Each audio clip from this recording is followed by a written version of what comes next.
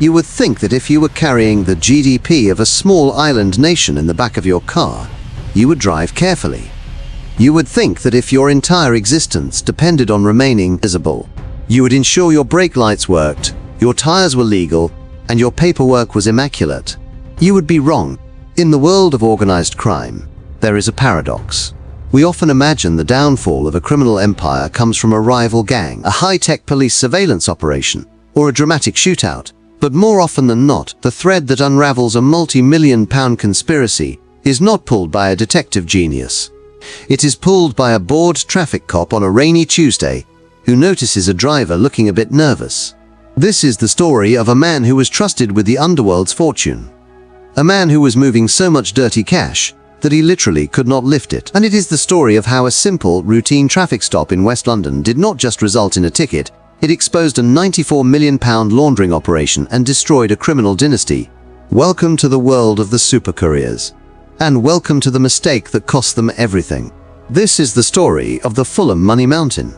To understand the magnitude of this mistake, we first have to understand the landscape. We are in London. The year is 2020. The world is in the grip of a pandemic. The streets are quieter, the police are vigilant, and the drug trade. Well, the drug trade is booming. While the rest of the UK is locked down, the gears of organized crime are turning faster than ever. But the drug gangs have a problem. A massive problem. It is called the cash trap. Selling cocaine and heroin generates mountains of physical currency. We are talking about tens of millions of pounds in dirty, crinkled 10 and 20 pound notes. You can't put that in a bank. You can't buy a house with it. Not anymore. You have to clean it. You have to move it. Enter the professional money launderers. These are not the street dealers. These are the logistics experts. The shadow bankers. Our protagonist, if you can call him that, is a man named Ruslan Shamsutdinov. To his neighbors in a leafy, upscale part of Fulham, West London, he is a ghost. He is 36 years old. He keeps to himself. He does not throw wild parties. He does not drive a gold Lamborghini. He drives a nondescript car. He lives in a nondescript apartment. But inside that apartment, something insane is happening. Ruslan is part of a cell, operating what the National Crime Agency calls a cash aggregator.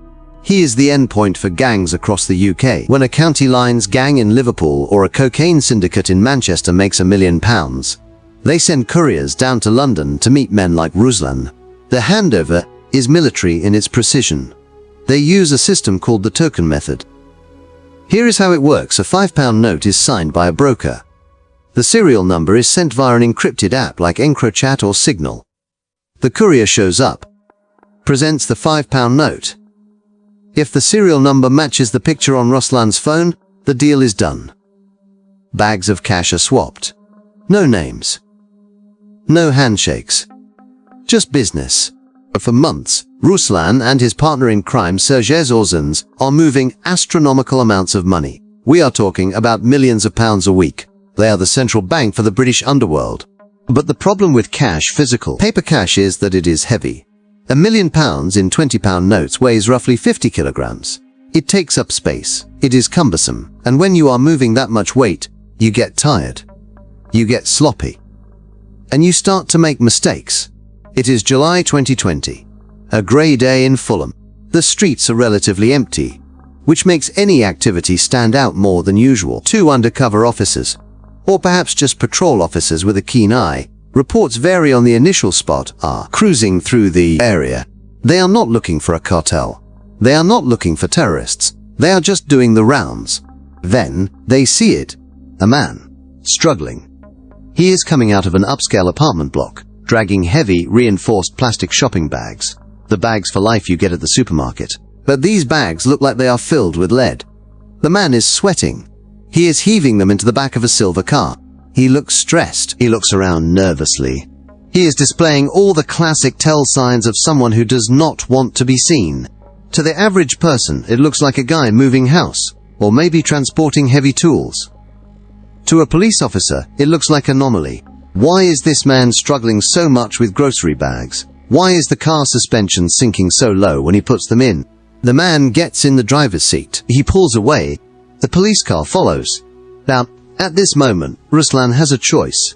He can drive perfectly. He can signal at every turn.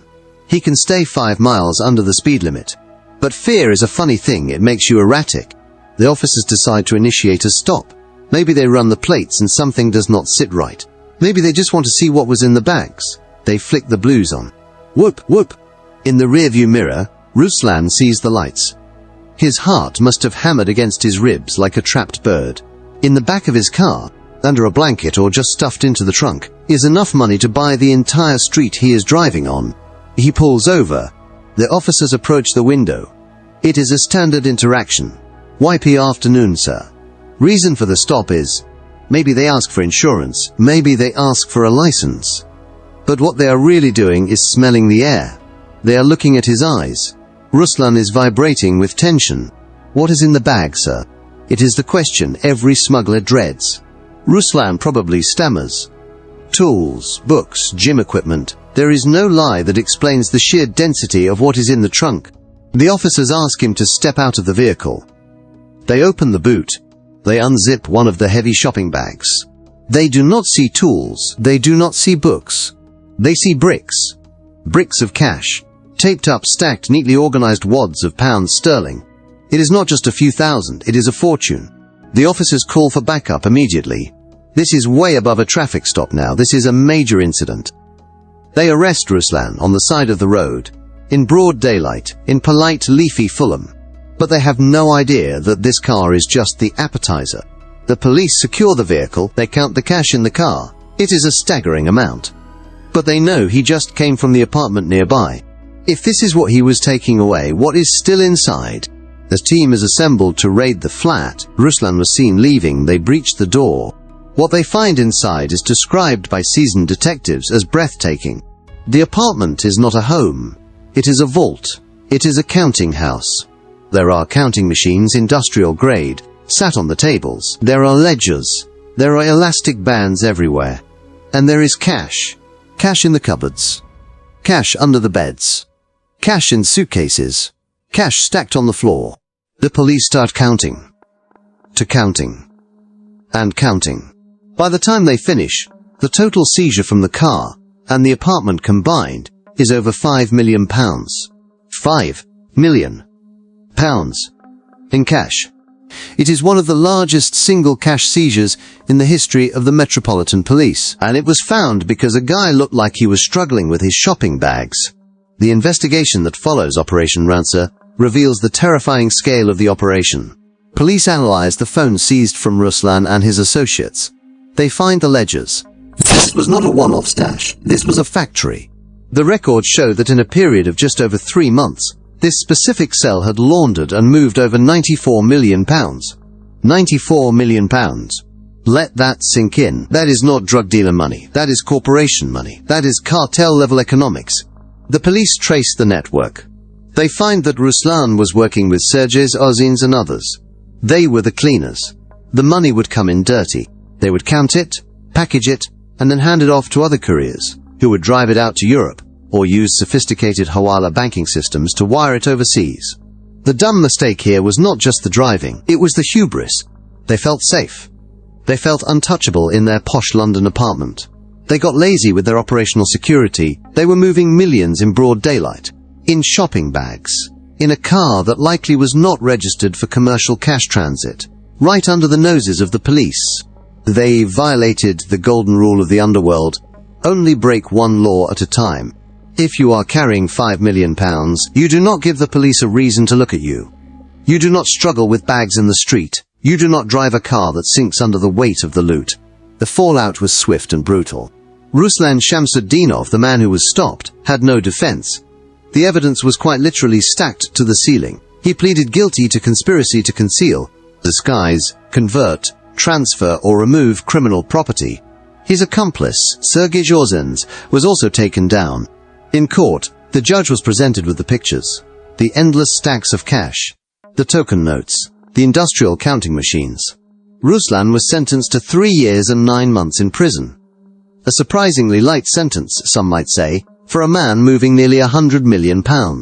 But in the eyes of the law, he was a functionary. A cog in the machine. Ozins got 3 years and 4 months. The money, of course, was seized under the Proceeds of Crime Act. £5 million taken out of the pockets of the cartels. It was a massive blow to the networks, relying on that cash flow. So what is the lesson here? For the criminals, it is a harsh reminder that the biggest threat is not always the rival gang or the undercover operative. Sometimes, it is gravity. It is the sheer physical weight of their own greed. Ruslan Shamsutdinov held the keys to a £94 million empire. He had the trust of the most dangerous men in the UK. He had a system that was working perfectly. But he was undone because he could not carry his shopping. He was undone because a police officer on a routine patrol saw a silver Ford Galaxy and thought, "That does not look quite right." It proves the old adage true. Criminals have to be lucky every single time. The police, they only have to be lucky once.